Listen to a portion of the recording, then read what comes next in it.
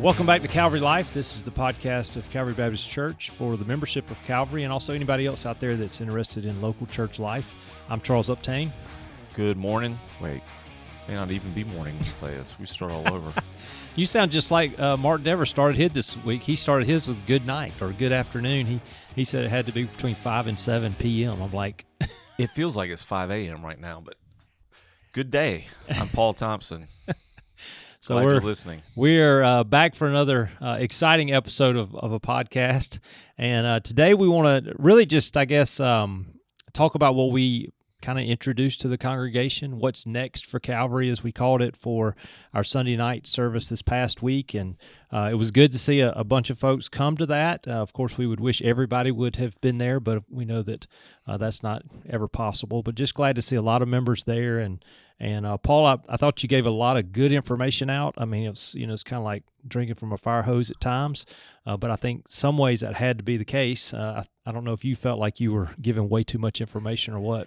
It was a lot of stuff for sure. I felt like, kind of the foundation needed to be poured, so at least there was a reference point moving forward. I didn't expect that everybody's going to fully get everything that was said and all the implications of it in one.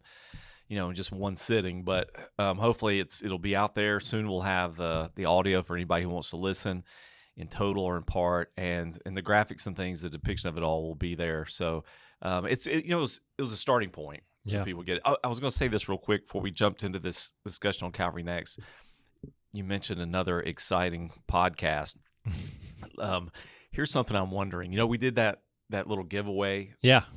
Podcast or two ago, we said, hey, the first 4 people, because I was sort of, I don't know, maybe naively thinking there'll be like 20 people that are going to come up to us. So I'll give the first 4 of them a book. I had exactly 4 people, total 4. Like I didn't turn anybody away. And in fact, one of the people that came up to me was my own son. So I didn't even give him the book. It's still sitting in my office.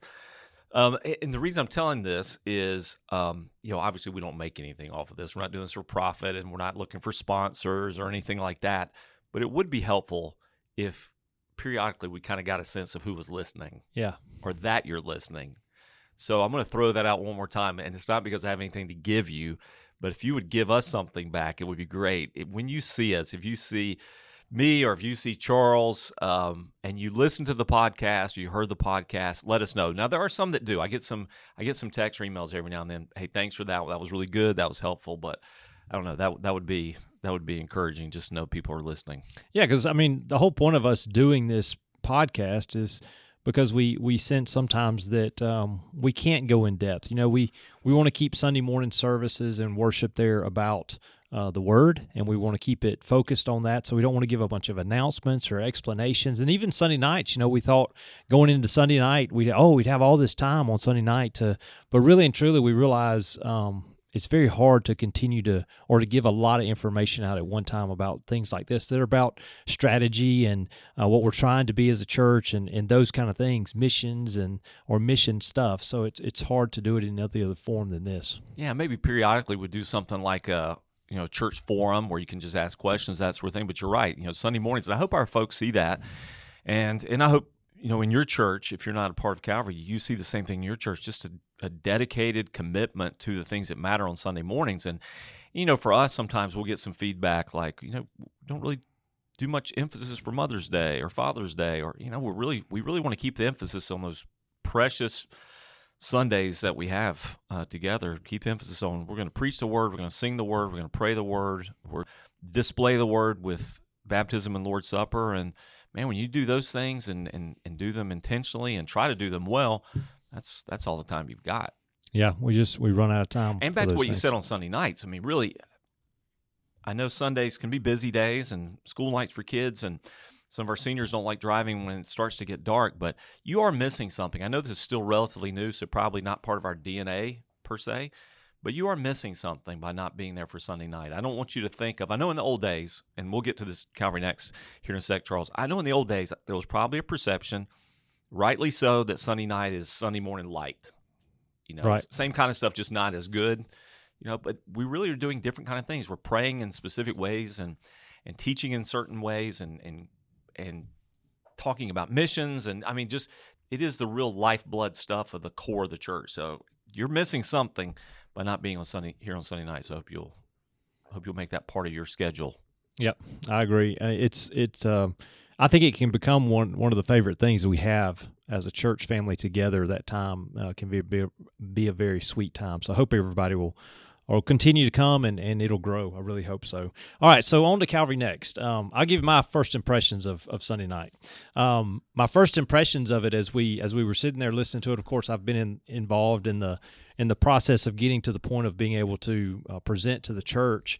But I really did feel like you said, it was a foundation. And sometimes I think that probably is not the most exciting thing for people to hear. When you see all the, it's like watching a house build. You start laying a foundation. Nobody's interested in how that happens. They want to see the studs start to go up, and that kind of stuff really makes you exciting to see a house. But really, we have to have a foundation that's strong and that's sturdy and that can show us who we are trying to be. So I know we've kind of in the past had I guess what we would say our strategy, our discipleship strategy was 3 circles. And you made mention of that Sunday night, that this is kind of the next thing from the 3 circles. It's not we're not throwing that away, saying that's not important. I think, would you say that it's still important that people are in worship and then they're in small group and that they also are doing discipleship in smaller groups? Everything that we emphasize and encourage people to do in 3 circles are part of this strategy. So yeah, I would say that's still foundational to it. Some of it is maybe some of it's semantics, or like when you look at the old graphic with the 3 circles, maybe if people are analyzing it like I do sometimes, it looks like before you have those 3 circles and then there's a space in the middle where everything overlaps. We say, all right, when you're doing these 3 things, this is a sweet spot, and this is where really the sort of life we want to see our people living is happening, because you're committed to the whole. You're part of the congregation that gathers in worship. You're committed to a smaller group, and you're also discipling. But I think it also started to imply that all of these things were kind of equal in value, and that really is not the case exactly. I mean, I'm a huge proponent of you being in a small group, and I think life on life kind of discipleship is just critical. But the core that can't be ignored is the gathering. I mean, what makes us as church is that we gather. And so, Charles, we've had a lot of conversations about this in staff and elders and trying to convey this to people too. We never wanted to convey that your community at Calvary is your small group. Right. Now, you may know those people better, and you should, and feel closer to them and be more involved in their lives, but your community is the church. We are the community. And so putting that back at the center of everything, I think, was critical, or it's primary. But also looking at the 3 circles, we realized there are some other things that we think are necessary for the church to function well and for people to be growing, spiritually, that weren't even depicted on there. So they kind of become assumed. And so one of those was my own service and using my own spiritual gifts. It just doesn't show, but if somebody were to ask, we say, oh yeah, that's happening. Right. But we're not showing it as a priority, but it really is a priority. And the other that was lacking is a clear expression of, okay, where does evangelism fit in all this? Mm-hmm. So in the old 3 circles, we'd say, well, it kind of fits everywhere. And it does. I mean, and that's true. Nothing I said Sunday night is new. Right. It's a tweak and a different way of saying and kind of bringing these concepts together, because we would talk about, well, my mission field is, people I work with, et cetera, or people I might invite into my small group or somebody I might disciple. Well, we've decided that we need to give specific, clear attention to evangelism, or it probably doesn't happen well.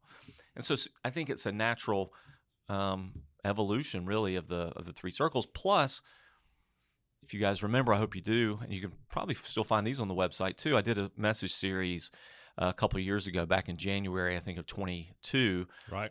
5 Habits of an Everyday Missionary. And that was all centered around what we thought. And remember, Charles, this really goes back. People wouldn't know this because this is all beneath the waterline stuff. This goes back to conversations we were having a decade ago. Yeah. What are our real values? What mark us as a church? So, we started saying, well, community, maturity, generosity, hospitality, intentionality, particularly with the gospel. And then this general idea, we use the word fidelity. Just what does it mean to be faithful to King Jesus? And so we said, well, what does that look like? You gather, you grow, you give, you engage, you obey his commands, those kind of things. And all that is really woven into this Calvary Next picture, this Yeah. strategy. Yeah, I remember us having those conversations with a group that were, I guess at the time we were kind of seeing them as a long range planning kind of group together. And I remember sitting at houses of those different people and eating and then discussing these things and really trying to decide what do we value at Calvary.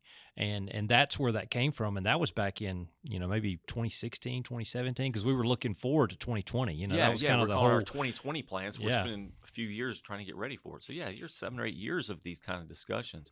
So I think hopefully, and that's what I said at the beginning, I hope this brings greater clarity to the big picture, what we're trying to do. And sometimes I didn't have enough time really to go into detail, but you know how this works out for us internally with staff. This is a good evaluation tool also. So like everything we do has got to fit in here somewhere. If it doesn't, it's just not part of what we do. Yeah, and I think we've already seen some areas where we feel like we have not emphasized enough in this. When we really look at the whole framework, we're saying, I don't know if we're doing a lot of that, or I don't know if we've given enough emphasis to that. So I think it's been very helpful already for us. Oh yeah, I just remember vividly, and I wish this is one of those things I wish maybe just anybody in the pew could have seen us do. We had that long staff planning day, and we took these 4 quadrants and put them up on the board there, and with Post-it notes, colorful Post-it notes, put everything we're doing in one of those quadrants.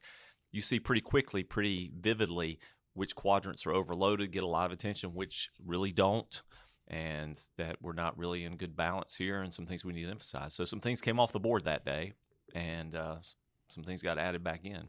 Yeah, and I think with that, we also, you have to be careful not to rationalize and put stuff in there that doesn't really fit. You can kind of make it fit.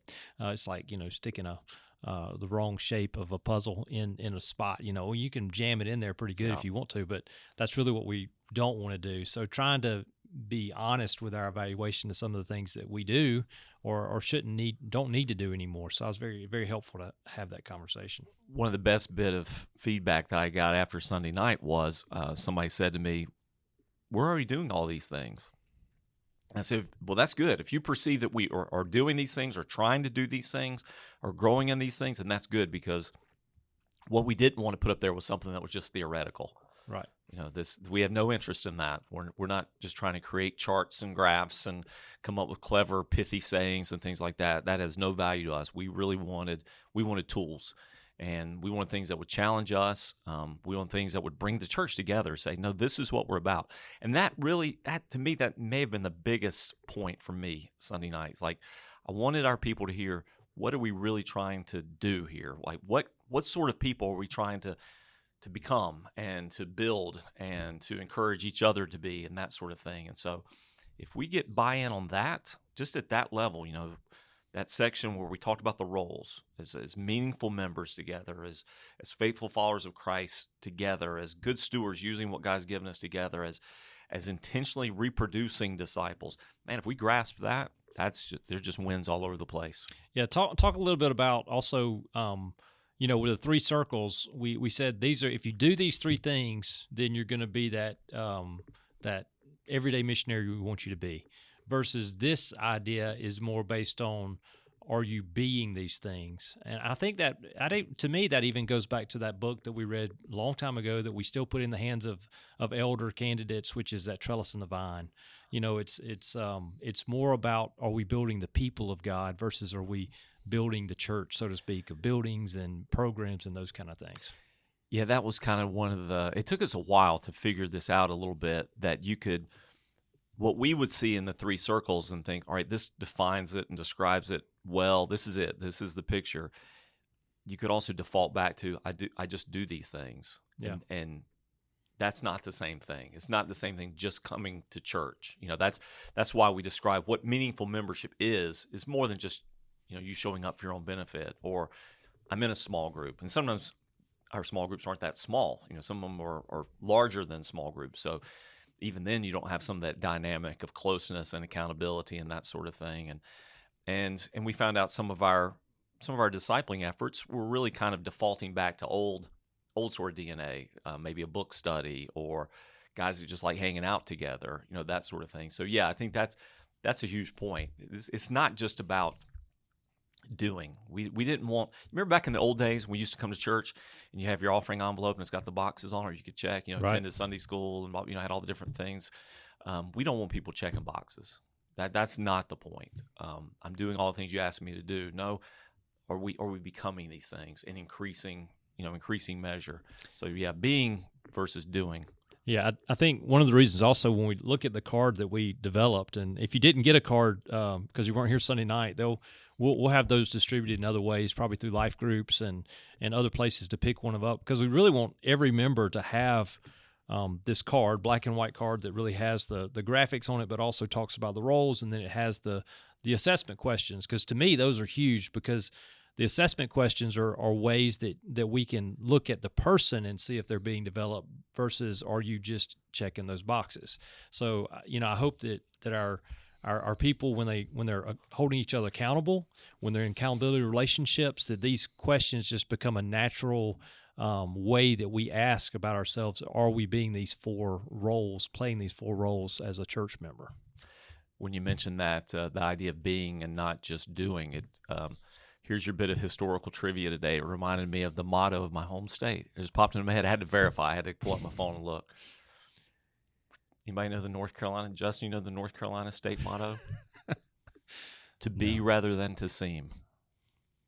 Esse quam videre. To be rather than to seem. I'm pretty sure it's on our state emblem. I should give something away for that. Do you know Missouri's? Oh, everybody knows that one. What's Alabama's state motto, Charles? Oh, I have no idea. Don't ask me Alabama questions. Roll Tide. Yeah, that's... Justin's behind me. John Adams behind me saying Roll Tide. I think some people might disagree with that. Yeah, exactly.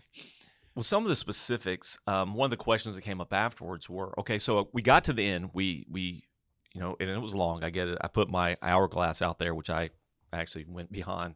Somebody told me I went an hour and 4 minutes on this. I'm not sure. But anyway, at the end, the fast part was, okay, so what kind of stuff is coming next? What do we hope is the fruit of some of this, the result of some of this? And we talked about church planning and church revitalization. You want to kind of bring people up to speed on some of the conversations we've had about that, some of the things that have happened in that regard? Yeah, well, I think from the conferences we've gone to and really been challenged as a staff, and even looking at who we are, and it even goes back to worship space, and how the size of this facility, as in how many people can we have on the facility at a certain time, and have space that needs to be for small groups, and then also for our worship time, and all those questions go together of what do we want to see ourselves as we look forward to grow. Let's hit that point for a minute. So we can be clear on that, because I'll bet you that's a point of question, because that's a philosophical thing, worship space, people on campus, all that sort of thing. And this has been a shifting mindset for us. So there are certainly people at Calvary that can go back to a period where there were 3 Sunday morning services. Now, that wasn't because it was necessary numerically. I think that was a philosophical strategy, right? If we put more services out, we give people more opportunities to come. This is more convenient for folks. People have choices, that sort of thing. You can correct me if I'm wrong. I don't think there was ever a time that we required it for space. And then we were in 2 services because we're exceeding what we can hold in the sanctuary. Yeah. And so then we made that strategic choice. I don't even know how many years ago it was. And originally, and quite honestly, it was a short-term choice, because remember that was the first season we were doing sermon-based small groups. Yeah, it was Ephesians on the church. Yeah. And we never really left, because we decided that a high-value priority for us would be the whole congregation gathered together in one service, because we were starting to see the fruit of, and I would say the negative fruit, the bad fruit of dividing the church into 2 congregations. And so, again, there's a lot more that could be said on this, other podcasts to be given, but the value of one assembly together, we decided was a high priority for us. So talk about that a little bit, how that started driving this equation a little bit. Like, we know we could get bigger on this campus, and of course, and I want people to hear this, we want to grow. Because we want the church to be healthy, and I think as we're healthy, we're going to naturally grow. But we don't want to grow by any means, at any cost. We're not just about chasing numbers and trying to pursue people and entertain people. We want to honor God in everything that we do, and we want to trust God to work through His natural, normal means of grace to draw people to Himself. But we could. I'm saying when I say could, it's not because we're not working at it. We have a campus. We could do 2 services, or we could do 3, or we could repeat the process over and over. And some folks do that. Charles, why don't you talk a little bit about why that's not the way we want to grow? Because that really was the heart of this. I didn't get a chance to get into that too deeply. Yeah, well, I mean, I remember us having conversations. Maybe it's in the elders being as close as 2 or 3 years ago, where we were thinking about, well, maybe we need to look at going back to 2 services, and really having some conversations. And everybody in the room really just was against it. Number one, because we like the idea that we're all together. We like the idea. I mean, that's the first thing. It's not just it is, and we'll get to this, I think it's a biblical thing also, but just in general, to be able to know one another and do the things we need to do as members, and rub shoulders with people that we don't see in small groups, and experience the same things together. All those things happen better when we're together in one assembly. So from just liking it, I think that's where the elders are on that. But it goes deeper than that from a biblical side, that we really see the church as a body. And that church body, as it gathers and it worships, needs to be in one space to do that together. You can't really do that in 2 different time periods or 2 different buildings, so to speak, even. And so really that's our conviction, that we see in Scripture, that the church should be in one space together if they're going to worship. We talk about worshiping. That one assembly, and that brings about a challenge to us, because uniquely we've got 2 spaces. Right. There are a lot of churches with this and blessing dilemma. Yeah, and we wish one was a little bigger and one was a little smaller, it's kind of thing. So for us, it's the reason we came out of the sanctuary when we went to 1 service is because we wouldn't fit in there. We know we cannot fit more than you can't fit more than 500 people in there comfortably for long. People need to understand it's not because anybody didn't like the sanctuary or because we're looking for new or different environments. Really, that wasn't. I mean, everybody's got their preferences, and you talk to different people. I like the way the fellowship center feels. I like that. I like that atmosphere. Others, I like the sanctuary. There are pros and cons to both as space, but those pros and cons have never been primary in the discussion. Right, and so when we think about trying to stay together, obviously our only option then is to move to the fellowship center. But even it has its limitations in the size of the foyer, the size of the restrooms, the size of the building itself. All those things still limit us if we wanted to say we want to grow here by how we want to grow, which is by probably, we want to double. We want to be bigger than we are, because we want more people that can hear the word taught. If that was our mindset, if that's the way we're headed, we still saw that's going to be we're going to end up with still limitations that keep us from being able to just continue to grow in that way. And so is there a different way to think about growth that is more kingdom-minded than Calvary-minded? Yeah, and there's so many factors that weigh into this. And again, I recognize the shortness of time we have, but there is an epidemic of church closings in not just in our denomination, but specifically that's where our area of concern would be. Churches like ours or similar to ours, SBC churches. But churches are closing everywhere, and more and more churches are in crisis. And I guess in one sense, we could benefit from those closures as we get bigger and add more services. We could say to those people effectively, "Hey, come over here to us, and we can integrate you into services." But what about the potential of partnering in some of those places? Maybe they're more rural. Maybe those churches will never be large because the communities aren't large and couldn't support, there just aren't the people there. Right. But yet a healthy church needs to be there. Yeah. Or what about some of the places where there are growing communities and there just aren't very many healthy churches? What about the potential of planting churches there? So taking what God has been doing here, what we've been learning, what we've been experiencing, the sort of sound theology, orthodox teaching, really what we think is sound biblical practice and church leadership methodology, all those things. What if we could export that? And what if we could be catalysts for a church planting revitalization movement in our own region, in our own area? So that kind of drove that discussion when we were talking about we want to be part of church planting, church revitalization. I guess you could say, in a sense, yeah, we want to grow here, but at some point we want that growth to be turned outward, outside of here. Yeah, we realized that our location, and also I think the same thing goes with what we've seen as we've been going down this road of having elders and the shepherding that has to happen or should happen as elders. We realize that the larger we get, the harder that is with the number of elders we have, and so in some ways, multiplication of not just at Calvary, but multiplication into having other churches would allow elders to take better care of the sheep, because the numbers gets really, really difficult when you say you have 75, 100 people per elder to stay in close contact with, to really be there for them as the shepherd they need to be. And so what if we start exporting and start building up other leaders to be able to take better care of the sheep than we can here at Calvary, as we just kept growing that way. And if this sounds strange to people, like, why would we do that? We live in a region, the Wiregrass beyond, there are a lot of churches.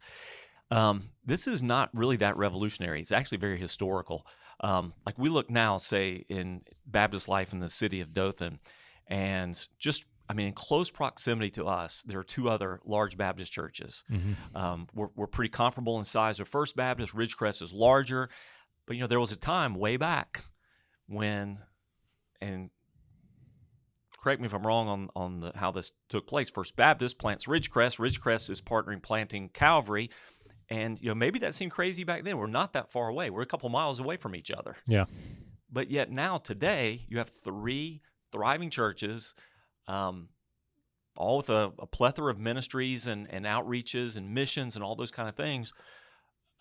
It's not so far-fetched. Yeah, I think it was actually, I think Ridgecrest and Calvary kind of started about the same time from First Baptist. From First Baptist. Yeah, I think it was, if you look at their start date and our start date, they're almost exact. But we're in the same neighborhoods, oh, basically. Yeah. We're running up against each other. Our people and their people are all, it's not so far-fetched. And there are areas not so far from us that we're seeing growth. We think there's need. We think there's potential there. Yeah. And so we've already started.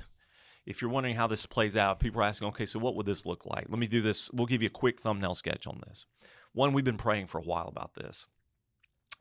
We've started attending some training and things on church revitalization, church replanting, and starting to get some foundational, groundwork done, some understanding and methodology. We started demographic studies, and so Stephen Wilson, our pastoral intern, who just completed his term with us, was doing a lot of demographic studies, which we'll continue looking at those. We started just having sort of informal dialogue with church leaders and associational leaders and things, trying to seed that ground a little bit. So that's part of it. We're just starting to look and pray and research what would be viable, where would this possibly play out. And then on a deeper level here in the church, we've started to look at what's our mission funding going to look like moving forward. Right. Because this is going to cost money. And right now we don't have a budget for church planting beyond the church plant that we're sponsoring in Manhattan. So, elders are having those kind of hard conversations about, all right, we have this, I don't know what analogy you want to use. We got a pie.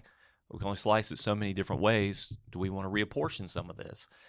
And then, Charles, you could speak a little bit about, for those of you not familiar with this, I would encourage you to familiarize yourself with it. But what we're trying to really initiate for the last couple of years, really trying to get rolling, is this legacy program that people could leave gifts from their estate, from people could plan in the future, and that one of those fields that we would be looking to sow into would be church planting, so that we would have the resources 5, 10, 20, 30 years down the road to plant churches. Yeah, and even and that doesn't have to be something that someone waits until an estate for it to grow. We have people, even when we began that, who began to give money towards the legacy ministry. So really the whole goal of that is to get the the principal amount in the legacy fund, so that we can start earning enough interest to then use the interest to fund these kind of things. And so we don't have to wait until, large estates are given to us to get there. We just have to have people that almost see, I mean, maybe it's crazy to say this, and I don't know if you and I have even talked about this. Maybe it's even seeing it as almost like we used to have a building fund. The building fund used to be the other extra giving that the church did is we built a building every 10 years. You had your normal operating giving, and then you'd also give above that to the building fund to help fund. And maybe we need to start seeing that as what Legacy Fund is. It's that other giving that people can give to, that we're trying to get this amount so we never have to touch the principal, and it can continue to grow, but also then we can use the interest off of it to fund things like this. I mean, that's the easiest way it happens. That's another stream of income, another stream that we could use for church planning, but it's not ready yet. Yeah. It's still growing, and there is some. I think there. I may be wrong on the numbers, but I think it may be. Well, I don't even know. I can't even remember. Maybe $70,000, $80,000 in there now. I may be real short. I may have to come back on another podcast and correct myself. But the idea is, can we get that to $1 million? So right now we can support a church planter at probably $40 or $50 a month. Yeah, exactly. That's all they need, right? You can buy your cell phone. Yes. So at Walmart. That's one way we could fund it, and then you do have missions money. There's ways to continue to increase missions and giving there, and see how that's going to work. There's even there's ways that we as a staff are even talking about personnel. How can we begin to use some of our personnel money, personnel budget towards a church planter for a while as he gets his feet on the ground. And so, but we can't blow up the personnel budget either. So then You're thinking, how can you do all that together? So there's a lot of conversations and ways to, but yeah, we know the funding is going to be an important part that we do for these church plants. So for people wondering practically how we do this, obviously we're praying about it. We're seeking some guidance and wisdom from outside sources. We're doing the research, looking at demographics, where it might possibly be. Then, of course, all the financial equations that come into this and determining what's a viable location, what does it cost to rent or buy, or, all those kind of things, or, again, replant if there's an existing church. But then to that personnel side of it, as Charles is saying, this might mean you might see in the future some of our Calvary staff sort of dually aligned for a little while, sort of not by vocational. Vocation would be the same, but serving both as part of Calvary staff, but also as church planting staff. And on a personal level for Calvary folks listening, to be praying about, considering, would you be willing for a season, maybe a year, to be part of a startup team, to be on a leadership team, to help get this new ministry off the ground. And, Charles, here's the thing, and this is what I want people to hear too. If this sounds like sort of like a pie in the sky, way down the road thing, it's really not. Truthfully, we could be doing this yesterday if we were ready. Yeah. We have already had. In fact, I got an email. No, I got a text a day before yesterday of another opportunity asking if we were interested in being involved in. I mean, we've had two already. One basically offered to us, if you'll take this, take it and run with it. Another where we could certainly step in and be involved. A third one now with potential. They're there. Yeah. If we can get up to speed on this and get ready, again, we don't want to. We don't want to harm our own church. We want our body to stay healthy and strong, but we do want to get to the point where, as I said Sunday night, we are a training center intentionally. We're trying to develop guys. We want to be a conduit of guys who want to do ministry. So whether that's at Florida Baptist University, people who want to come through and look for meaningful internships, our own people, ideally, that God is calling to ministry and that are going to go to seminary and that sort of thing, and even our own people. You may see a different model moving forward. And an important thing about church planting with that is, I think there's people in our congregation who have full-time jobs who necessarily wouldn't need to leave that full-time job to be a church planter. Church plant is not going to be able to afford a full-time staff ongoing at the beginning. I mean, that's just not going to happen. And so just because you're in the church, in the congregation, and you have a job, that doesn't mean that God might not lead you to be a church planter too. I would just say there are guys out there who I think could serve in this way, who could serve the kingdom in this way, and we want to train them up. And the only way we do that is if they come to us and we know they're interested, and we want to help them in that. And so, and we're talking about something close enough, regionally enough, where you can stay in your home. I mean, keep your job and be part of this. And then, I mean, what we dream of is that we could have a network of like-minded churches that can really work well together, and do things together to encourage each other, help each other. I can envision a time where we're going to see more baptisms happening in these places, more people being developed and sent out, partnerships for missions and things. I think about requests, say, for instance, at the Northeastern Baptist College there, that right now they need more teams coming this summer. Right. We've been a couple of times this year, or we'll be going again. Other churches in our area going, but they need more. A partner we have in India, CV Vadavana, is asking, can you help spread the word for these needs in this ministry here among your peers? One of our big ministry partners in Kenya, wouldn't it be great if there could be 5 or 6 teams going to help with things? Or, the list just goes on and on. And so the idea of being a multiplying church, not just me and you leading people to Christ, that's great. We want to do that. Not just personally multiplying, but next level, can we, and I believe we can, the answer is yes, can we be a multiplying church? Yeah. A church that multiplies out into other churches. That's what we were talking about. That's what I was leading into. Yeah, and I think it just takes buy-in from the whole church, because there's going to be things that we maybe not sacrifice, but there are going to be things that we have to admit that they're God's and not ours. And so maybe that means that we have multiple teachers. We have multiple ways that we're responding to people that are trying to learn and be trained. And so I think the church in general sense has got to get past the idea that we I don't know what I'm trying to say. I guess that they are, once again, like you said the other night, consumers, that they are taking this product in and it should be good and it should be the best it can be.